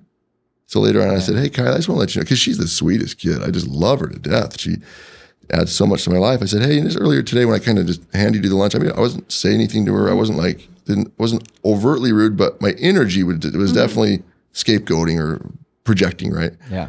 And sure, she was a little bit late, which is annoying, but I could express that in a way that's not annoyed. Or I could just, hey, Kylie, I'm kind of annoyed that you're late. Can you please work on that? Sure. But instead, I passively aggressively hand this lunch to her. And it's I don't want to do that. Say, hey, Kylie, earlier today, I just didn't like the way that I did that. And, can you forgive me? Oh, yeah, totally, Dad. I just found that if you can do that with your significant other and with your kids, you gain some trust that hey, I can trust you that you're not going to put your shit onto me. Yeah. I can trust you. I can let my guard down because you're going to take responsibility for your stuff. I'm not going to have to hold it for you. I think that's so important to be able to apologize and just, hey, I'm human, and, to your kids, because, they look up to you, and, if you can just be hey, I'm human. I am so sorry. Mistakes. I make mistakes too. And then they'll, be able to realize it's, that you still love them, and, it's okay to mess up. And they're okay to make mistakes, and their value doesn't plummet. They're not now worthless in your eyes, right? Because that's what they're going to, unless they can see someone doing that, they won't be able to mirror that. Well, and think about, I mean, just the response that Kylie had, which was she could have been angry with you. Instead, her response is, oh, yeah, it's okay, Dad. I mean, kids are some of our greatest teachers, I think. And that's one of the most, I think, special parts about parenting is that you learn from your kids every day how to be. You know, they're so loving, they're caring, they're forgiving. And really, they inspire me. My kids are an inspiration along with Brian's. But I think something that's important to note, though, is I think even though they naturally forgive, I think you can extend this to your significant other or really anybody.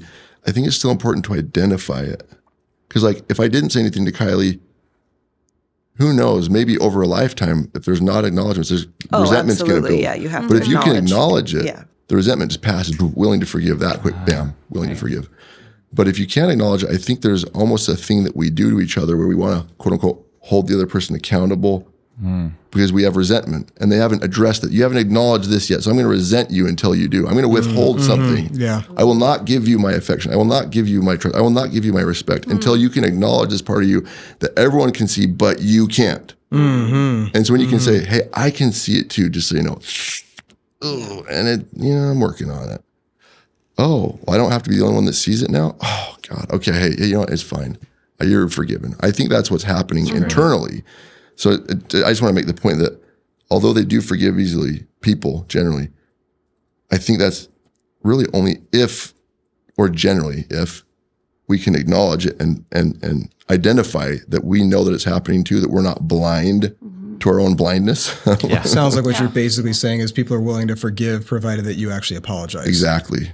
And if not, there will be withholding of some kind. Yeah. Human nature. While we're on the topic of kids, this is our Mother's Day episode, so I'd love to hear from all of the moms. Take us back to that moment where you first became a mom, and what was that like, and what are the lessons you've learned since then? Morgan, I think I'd love to start with you if that's okay. Yeah. So initially, I didn't know if I wanted to be a mom. I kind of just wanted to be the fun aunt. But once we had Blake, and it was just so, like, you just can't explain it. Like, it's just, you love this person that, is part of you, and you do anything for them. And, it just, like, changes who you are. I think we were some of the first of our friends to have kids. So there was a little bit of that adjustment because a lot of our friends were still out, like, we were still in dental school. Trying to juggle, like, finishing up dental school and having, Blake. And so there was a lot of that. I mean, I wouldn't take it back for the world. I'm so happy that, we had him even through the chaos of dental school. And I feel like a lot of people we tell that we have 4 kids, they're like, wow, that's a lot. But I wouldn't have it any other way. I know it's, like, beautiful chaos, but, like, they're just the best. They're, like, my little best friends. And I love being a mom. It's, like, the best job in the world more than anything. How does your identity shift when you had your first kid? Because you were young, and like you said, a lot of your friends were partying and kind of living a different phase of their lives. So I think a little bit at the beginning was, it was a little bit of an adjustment, or just, kind of, I want to still have that life of that freedom, of being able to, come and go as, So a little of that was difficult, I would say, at the beginning. But then I think once you embrace it and, just, realizing it's such a gift. And I saw that in you because, all your friends would be out and then you'd be like, okay, all right, Chris, you'll be with Blake tonight. And, like, I'm going to go out with my girls. And you did. And, like, the whole time I just missed Blake. Yeah. You would rather be with that baby than you be with your friends, which is what you thought you were missing out. A staycation or something, and my mom would watch, and then the whole time I'm, like, looking at photos and I'm like, I miss him. Can relate to that. So it's like, you always think, like, oh, the grass is greener on the other side, but no, I mean, it's just, it's such a blessing. And we balanced it pretty good too. Like, I even remember when Blake was an infant, like, we took him to some, like, bar restaurant, and he was there in the carrier, We're like, we're not going to let this get in the way of our fun either. So you can have both worlds. You really can. Yeah. But it does. Sure. require a shift because you can't just go on a whim. Yes, you have to Right. plan. Yeah. Chloe had a great time at the bar in New York. We met up with our friends. We took her to some some local brewery, and we got pictures of her. We're like all holding her up, and she's smiling so much, eating a pretzel dipped in cheese, and just she had a great time. She was the life of the party. What about you, Diana? So your first kid, what was the shift that went through your mind? So to put it in context, I think you need a little bit of context. I was raised Mormon, LDS, and I think there's a really big emphasis in the LDS culture on motherhood. So growing up, there was an expectation, and in my mind, there was never a question. Of course, I'm going to have children. I wanted to have children. That was what I was meant to do, was to be a mother. So I got married really young. I was married when I was 18, which is also, it's young in Mormon culture, not out of the ordinary, especially, 90s, early 2000s. It's not as shocking as it would be I mean, yeah. Of course, looking back on it now, I think, oh my gosh, I was a baby. But I had my first daughter when I was 20, which, my daughter is now 21. And so when I look at her, I think, wow, I had a baby when I was her age, and it's kind of shocking. Yeah. Right. But I always wanted to be a mom. And I think LDS culture or not, I think I still would have had that desire. And when I had Ella, my oldest, similar to what Morghan said, it's a life-changing experience that I don't think you can understand unless it happens to you, right? Parenthood is like that. And I just remember she was tiny. She was 6 pounds, 6 ounces. And I remember just being absolutely amazed by this little being that I was now fully responsible for, of course, with my husband at the time. But as a mom, you just feel this intense amount of I think it was a little bit of, maybe because I was so young, but I felt a lot of pressure to be the very best mom that I could to this little baby. And, I just put my whole life into it, and I still am. And it's been the best thing I've ever done. Very best. I just have to say, in fact, the reason we're here is because of Jackson. So Jenny had a baby a couple months ago, and Andy, is a dad again. And Diana was like, I gotta see that baby. I gotta go see this. I gotta hold that baby. Of course, I wanted to see everyone too. Yeah. But I mean, definitely baby hungry, and that's been fun. It was Easter, last weekend or whatever, and right, last weekend or the week before. I think it was. Wasn't that last weekend? Right? Yeah, Okay. Last weekend. Yeah. And so it was fun to. Diana was with my kids, and we were with her oldest daughter. The other kids were with their dad. But she was just such a great mother figure to my kids. And to echo what you said, Diana, of course, I acknowledge and respect that, each of our kids have another parent, right? And nobody takes the place of that. But I just have so appreciated how, you've been willing to just step in and just love my kids for who they are. And I made the comment to her kids. Her kids had a dance competition. She owns this dance studio, and her youngest daughter had a dance competition in Utah the weekend before that we went to. And I just remember feeling like, wow, this is so cool. Like, of course, divorce is really hard, and it's there's a lot of difficulty with that, and there's a lot of deconstruction. But then to be on the side of reconstruction now, it's like, wow, there's some benefit. I feel grateful I have more people to love. I have these additional people now to care about, and these additional experiences that I wouldn't have had if it were just my kids, and so I have such a great maternal instinct that I am so grateful for that. I think that's beautiful. Yeah. Jenny, let's move on to you. So you have 2 kids now, and now you had a different experience with both of those kids. Yeah. So, before Chloe even came along, we weren't sure if we wanted kids. We we asked like all the couples we knew, hey, did you regret having kids? Because we were just really trying to figure it out if parenthood was for us. Did any of them say yes? That's what I want to know. Nobody said yes. So we were like shocked. There's got to be something Even good. us with our crazy Even kids. in the chaos. Yeah. I remember Chris saying, Are you we sure? don't regret it, but it's hard. So, so then we started trying, and then we couldn't get pregnant. And then, so we went to a fertility clinic and just barely started the process. And then COVID hit. So then everything stopped. Yeah. So then in 2021, I think we started back up, and then we got Chloe.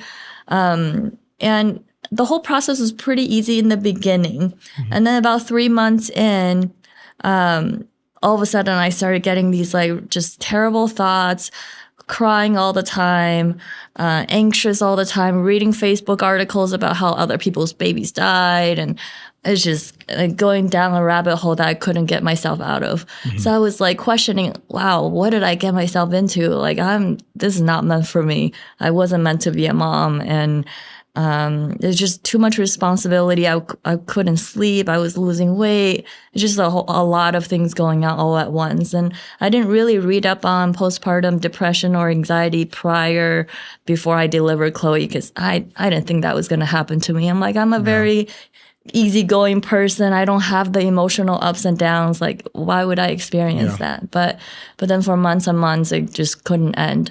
And I remember it was Easter at Morgan's house a couple years ago. That's when I finally I felt like, okay, Chloe's like really happy here. She's having a good time doing an Easter egg hunt. And she was maybe 8 months. Yeah. And I felt joy too. I'm like, oh, maybe I kind of like being a mom. Yeah. And then a couple years later, now we have Jackson. I'm going through it again. I'm 2 months postpartum this time. Yeah. This has been just a night and day experience than Chloe. I'm so much happier. I think maybe this time around, I know what I'm doing, and I have a little more help. I have a nanny. I'm sleeping better. It just now I'm asking people like, wait, how do you know that like you've had the correct number of kids? Like, how do you know? Oh, whoa. You stop at 2 or stop at 3 or 4? I know. How do you know you've had enough? Okay. We like even numbers, so we want 2 more. 4 is the magic number. Direct quote from Chris, because I remember when we asked about like regretting kids, I remember he's like, the first 2 are like a cakewalk. And I've seen them, like when they have 2 kids with them, it's like they're just like themselves. When it's 4, I can just see the look of defeat. You see the tears in her eyes. Or the what's the word I'm looking for? Like the this is fine dog. I have pictures of Chris like that, where he's sitting in this like chaos, where like Luke is like slingshotting Austin in the head, you know, and Chris is Who just got like, him that slingshot? And I'm just over there like,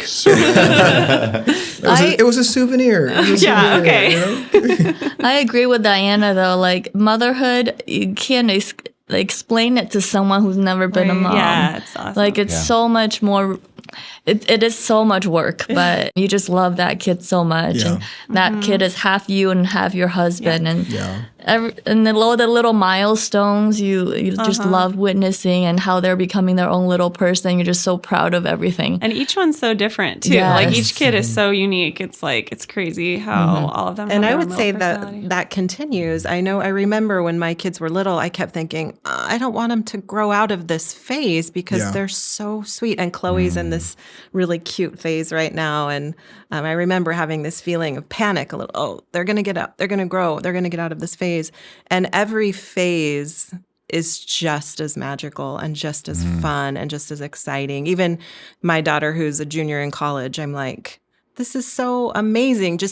You're living life, not necessarily through, I don't want to say you're living your life through your children, but you're experiencing life, from their perspective. And you get so excited for everything that they learn and what they're involved in. And so it's great. It's like they're your built-in best friend. Yeah, I love it. There's a line about this. It's one of my favorites. It's from, you guys watch Modern Family? Yeah. Anyone not seen Modern Family? Oh, you have I to have watch it. That's like It's seriously funny. hilarious show. Jay Pritchett is like the father figure. He's like the grandpa. He's married to Sofia Vergara. You know, it's a whole thing. And he's giving this speech on the topic of watching children grow up. And he says, it's the thing about babies. You fall in love with a baby with the cutest little fat folds, and then bam, they're gone. But it's okay, because it's in its place is this toddler, this with the greatest laugh on earth. And then one day the toddler's gone, and in its place, a little kid that asks the most interesting questions you've ever heard. And this keeps going on like that, but you never get the chance to miss any of them, because there's always a new kid to take the place of the old until they grow up. And then in a moment, all those kids you fell in love with walk out the door at the same time. It's like, I'm just saying it goes fast. Like the expression, you never know the last time you pick up your kid. Yeah. It's important, I think, that we're intentional. We talked about just tying in relationships too. And Brian was alluding to this, the idea of not just resting on your laurels. Like you never went a week without a date, right? But then you get married and all of a sudden it gets assumed. I think a lot of us, and when they talk about challenges, it's like, oh, I'm falling out of love or whatever. It's like, no, love is not something you fall in and out of. It's a verb. It's something you do. It's something you have to continually invest in. It's just like when we talk about working out, because this podcast talks about it a lot for some reason. Mostly you. And Brian. But when you can't stop, working out and then all of a sudden stay in shape or stay healthy. So we should never assume that about our relationships with our significant others, and especially with our kids. I think you can get into the monotony of things and just days go by, and next thing you know, like, man, I haven't hung out with my kid one-on-one or spent time just investing in them. And so I think we have to remember to love someone is to take action of love, to physically make the choice to put them as a priority and spend time with them. Not just something that you're in love with. It's something that you continually do. Absolutely. Yeah, absolutely. Well, guys, this has been a great discussion. I have fun, and I know the weekend's just getting started, so we're going to have plenty of this to come. But I'd love to close, like we always do, with some of our favorite pearls. Okay, so we're going to stick to parenting pearls, maybe relationship pearls, but let's just go around the room, and I'd love for everyone to give. Let's just do one pearl. There's 6 of us, so your top relationship and or motherhood, parenthood pearl. Anyone care to start? You could start. We'll go around. Go for it.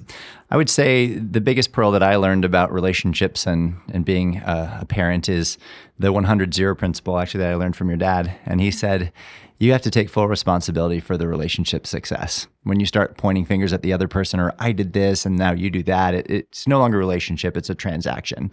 Whereas if you go into the relationship saying, if this relationship's going to succeed, it's because I'm going to make it succeed. Or if it fails, it's all on me. It's my fault. So when you take that ownership of the relationship and you do 100%, realizing that person is one with you, and that when they feel joy, you feel joy. And I generally do that. Like, I love serving Morghan. I love doing things for her, and making coffee every morning brings me joy. And when I go in with this 100% attitude, this magical thing happens. I don't expect anything in return, but Morghan starts doing the same. And then we realize that when she makes me feel good, it makes her feel good. So my biggest advice is don't go into it being a transaction or keeping score. You go in, a relationship is something you feed and something you give your all to. And that's the best advice I've ever received. And it's when you apply it, it's been the best thing for our marriage and with our kids. Great one. Yeah. I think one of the biggest pearls that my parents, like when we were about to get married, was, have you had a good fight? And not in you have to have a fight, but like being able to disagree or not see eye to eye and be able to come together and, be able to just realize you can see differently on things, but be able to come out on better and stronger on the other side. So just being able to have disagreements and good fights. For me, in terms of parenting, but I think this applies to a partnership or relationship as well. It's just that, and I think I heard this, I must have read it in a book. For wherever I heard it, it stuck with me. And when I had little kids, I tried to do this pretty consistently, which was whenever my children woke up, or the first interaction I had with my children, I always tried to make it really positive and make it, I'm so excited to see you, you know, and let them know that they're brightening my day just by them being there. Their presence is brightening my day. That's awesome. And so I think it applies to marriage or relationship as well. Just that initial interaction that you have, make sure that it's a positive thing. Yeah. Yeah. I would say the more comfortable you can become with your emotions, the more you can truly make someone else feel seen. And ultimately, we all have this great desire to be seen. And that includes someone seeing the quote unquote negative of us and loving us still. And I think whether it's your kids or your significant other, it's important sometimes to really pause and be very intentional and to look them in the eye, make eye contact, and to be vulnerable and just to say, you know what? I love you so much and I am so grateful for you. And you mean the world to me. And my life is more rich and more fulfilling because you're in it. And just expressing heartfelt feelings, but again, like physical contact or eye contact. So it's like, hey, you know, you're talking to me here. Like we're beholding each other in this moment. There's some kind of cosmic connection when you can let go of your ego and when you can actually physically establish contact with somebody else. Or like I said, eye contact is a great way to do it. And you're comfortable enough with your emotions that you can hold the eye contact and not feel like, oh God, I don't want to be seen. I think that's what happens. If you feel uncomfortable being seen, you're going to put your eyes down. You're going to not look, you're going to feel uncomfortable. I feel uncomfortable with this interaction. Why? Because part of me is not worthy to be fully seen. And so but when you realize, no, I can be seen and I can see someone else. I think that's a big, big deal. And I think just being aware that we need to feel it's a nourishment. We have to reinvest in that all the time. You have to feed yourself every day. You have to get sleep every day. You have to exercise every day. You can't just expect that, oh, I've done that before. I've expressed those things before. No, like they will start to be hungry again. You will start to be hungry again. Yes. And so you need to constantly, but the amazing thing that I've heard it be said about love is the only thing that you can give away and you replenish at the same time. Mm-hmm. All right, Jenny, relationships, parenting, what do you got? I think with at least our relationship, when I do see you, let's say after a long day, you're just, kind of intense and, or if you snapped or something, I give you your space. Mm-hmm.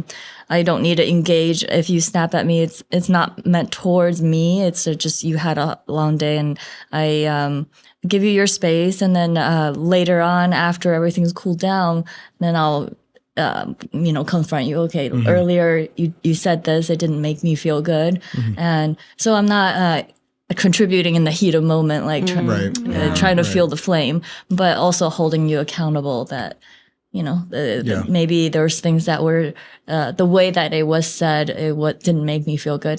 And then, so just don't hold that grudge in, try to communicate that, not the moment it happens, but maybe a little bit later as things have cooled down. No, I really appreciate that. I think that's the reason we don't have that many fights is because we time it, to have the appropriate discussions. Yeah. That's awesome. I'm a new parent, but I want to balance this out with a little bit of parenting advice here. And this one comes from Jordan Peterson. He wrote this book, The 12 Rules of Life. And rule number 5 is do not let your children do anything that makes you dislike them. Okay. And what he's saying here is that parenting isn't just about raising kids who are good by some vague or external standard. It's about raising kids whose behavior makes you genuinely enjoy being around them. If you don't correct bad behavior early, things like rudeness, tantrums, disrespect, manipulation, you might start to resent your kid without even realizing it. That resentment can erode the parent-child bond, leading to worse behavior, emotional distance, and damaged relationships over time. Furthermore, your kid needs to be properly socialized to survive and thrive. We are a communal species, and they must learn how to behave in ways that make others like and respect them. Parents are the first teachers of this. If this isn't done early, those kids are going to be crippled, like socially crippled the rest of their lives. Because, if you, the person who loves your child the most, find them hard to like because of unchecked behavior. Imagine how strangers, teachers, peers, Diana, the teacher, is smiling at me right now. She knows exactly what I'm talking about. Employers even, they're going to like them even less and will treat them accordingly. So you're not doing yourself any favors by letting your child grow up to be a monster. Love it. Yeah. So, awesome, guys. Well, I guess that wraps up today's episode of the Orthodontic Pearls podcast. A huge thanks to our wives for joining us and for making us look way better than we deserve. If you've enjoyed today's episode, or if you just got a kick out of hearing us squirm with these embarrassing stories, please take a second to rate and review the show. It really helps more people find us, and we also appreciate the support. And if you haven't already, please make sure to hit subscribe so you don't miss future episodes. We've really got some great ones coming up as well. Thanks for spending a little bit of time with our families today, and we will catch you next time. If you're an orthodontist that wants to connect with over 500 colleagues, hear over 30 of the best speakers in orthodontics, and see 50 of the most cutting-edge exhibits, have a chance to win some of over $70,000 worth of prizes, including a trip to Kauai, and enjoy the absolute best parties in orthodontics, you won't want to miss the 7th annual MOPC, the Mother of Pearls Conference, coming this October 9th through 11th. We're going big for our 7th year by renting out the Astronaut Memorial Foundation at the Kennedy Space Center in Cape Canaveral, Florida. This is the hub for NASA, where they train more astronauts than anywhere else in the world, and SpaceX launches occur all the time. We toured the campus, and let me tell you, it's like the Disney World of space, with theme park attractions, actual space shuttles, interactive exhibits, and real astronauts. On top of the best speakers, we'll be having our world-famous Friday Night Pearls party under the Saturn Apollo 5 rocket, with dinner, drinks, space-themed activities, and live music from the world's only all-orthodontist band, Relapse. Early bird prices are about to go up for every 100 tickets sold and have already gone up twice. Be sure to register today with your team at orthodonticpearls.org to get the best price for the best conference in orthodontics. Plus, we are the only conference with worry-free registration. If anything comes up and you can't make it for any reason, you can transfer your registration to next year's conference absolutely free. It's a no-brainer, so be sure to lock in your best price by registering you and your team for the best conference in orthodontics, the Mother of Pearls Conference, at orthodonticpearls.org today.